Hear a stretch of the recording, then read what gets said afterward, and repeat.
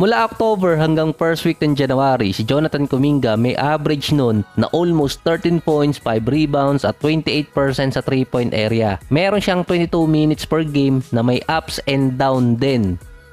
Merong palalaruin siya na mahabang minuto, merong ibabangko siya. Mula naman January 5 hanggang ngayon, siya ang second leading scorer ng Golden State behind Steph. Meron siyang 21 points, 6 rebounds, 2 assists, 1 steal, 41% sa 3-point area at 58% mula sa field. Ang pinagkaiba ng dalawang batch ng stats na yon, yung una malago pa ang buhok ni Kuminga, yung pangalawa nagpa-semi-kalbo na siya. Naging headline pa nga yung pagpapasemi-kalbo nitong si Kuminga dati. So meron din akong ginawang episode about sa article ng netsdaily.com na about sa mga kalbo na mas better NBA prospect at importanteng measurement sa NBA draft. So may nasusulat po dyan. Si Anthony Edwards last season nagpagupit binata kaya ayun naging all-star. Base din sa nasusulat sa netsdaily.com article, mas maganda ang kalbo or semi-kalbo para sa aerodynamics dahil walang sagabal sa ere.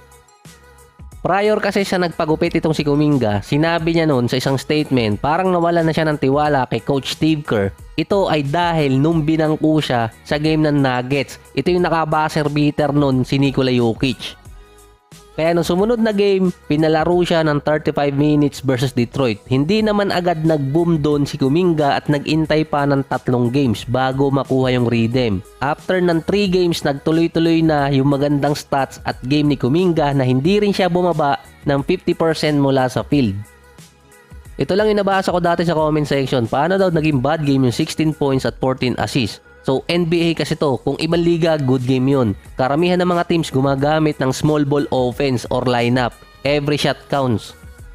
Kaya nga dati yung Rockets gumamit ng ganong lineup at more on 3-point shot, pataasan din ng percentage. Kaya din naging effective yung small ball dati dahil sa percentage ni Steph at ni Clay. Above 40% sila sa field at sa 3-point area. Kung meron kang 16 points, 5 out of 20 sa field, 15 attempts agad doon ang nabura na parang dati kina Paul George at Donovan Mitchell kaya na-criticize sa playoffs. Kahit umiscore sila ng 20 or 30 points, nasa less than 40% naman ang kanilang percentage. Kaya sinasabi ng mga analyst doon at mga announcer, bad game pa rin dahil maraming namimintes na tira at nagagamit ng kalaban kaya natatalo. Example na lang, si Chris Paul versus San Antonio dati, 2 out of 6 siya, nasa 5 points, 5 rebounds, 10 assists at plus 16 sa plus minus. So maganda yung stats na yon. Pero anong kinalaman dyan ni Kuminga?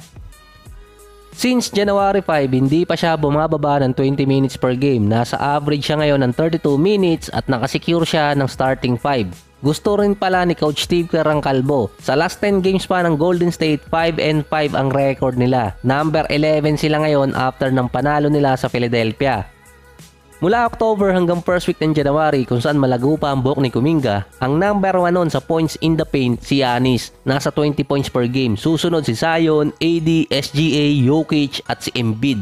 Wala ang pangalan ni Kuminga kahit sa top 100. Si Ja Morant naman may 8 games nun, 5-3 ang record pero number 7 siya sa points in the paint kaya ang laki ng winning rate ng Memphis nung dumating siya.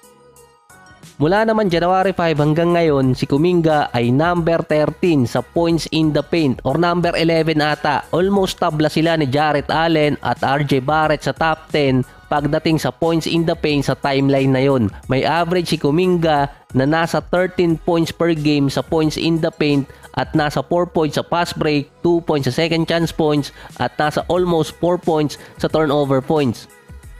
Pati yung ibang stats niya na nabinanggit ko kanina umangat din. Kung pagbabasihan nyo yung stats, 14 points per game mula kay Steph sa 3-point area at 13 points per game naman kay Kuminga mula sa loob ng paint. At least, balance yun sa dalawang players dito sa Golden State.